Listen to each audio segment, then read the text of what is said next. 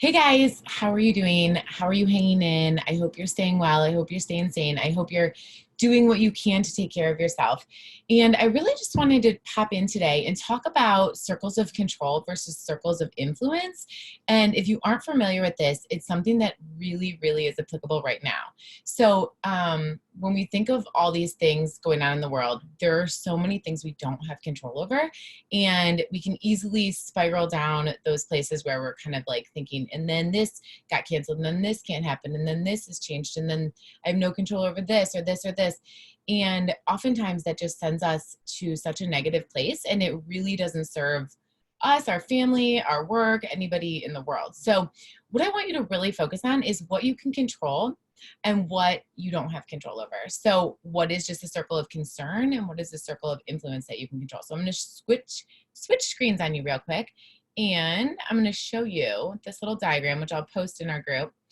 But basically this right here is what you have an influence or a control over. So you can control your thoughts. You can control what you're learning right now, where you're spending money, what you're doing every day, what your schedule looks like, most likely, unless you are in healthcare or you're in a position that's not possible. But you can control what you commit to.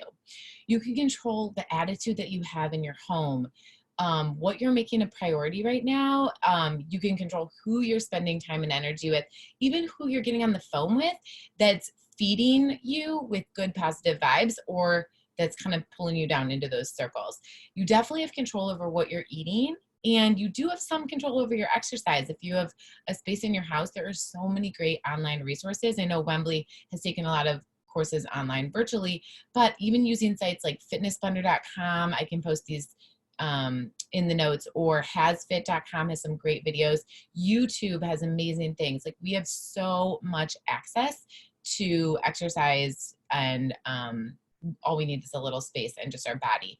So really, you have control over a lot of things, even though it feels like we have no control. So notice the green circle. That's really where you can spend time and energy worrying about things, but you don't have control over. So you can be concerned about them. They can take your energy, but that's what it is. It's kind of a drain, because you really can't do anything about national disasters right now. You can do your part in, whatever that looks like for you, but you don't have control over what's happening. The weather, obviously the economy is something that everyone's worried about. Of course, the politics, like, you can be concerned about those, but you really can't control them. And so notice where in your life, and I'm going to send you a blank document of this. If you put your email in the comments, and I'm going to send you a blank document of this so you can fill it in, and it's really applicable to you, because maybe on here it talks about, your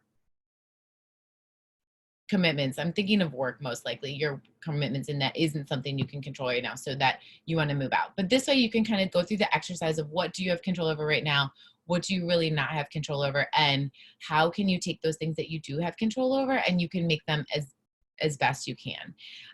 So often we say to ourselves, like, I want to be home more. I wish I was home so I could clean this out, or I could do that, or I could paint this. Now is the time. I mean, if you're home a lot more, you have that opportunity right now. And, I was just talking to a good friend this morning about the fact that when this is all over, you don't want to look back and say, like, I wish I would have, made family reading time for 20 minutes, or like done some yoga with my kids, or reached out to people that I haven't really connected with in a while. So you don't want to look back and wish that you've done things that you do have time, because you spent too much time in that area of concern and less time in the area of influence. So I hope that you can apply this to yourself. And if you need help with that, I would love to help you. I'm here. All of my programs are virtual. So we meet on Zoom and we meet on Skype, and we are opening a new group for the Mission Beautiful Brain program, which is essentially a 6-week crash course on self-care habits that are proven evidence-based steps to help your brain. So you can stop wondering, what should I do? Should I take this supplement? What do I need to really focus on right now? And we've broken that down and given you little action steps that you can do each day, and then how to apply them to your life.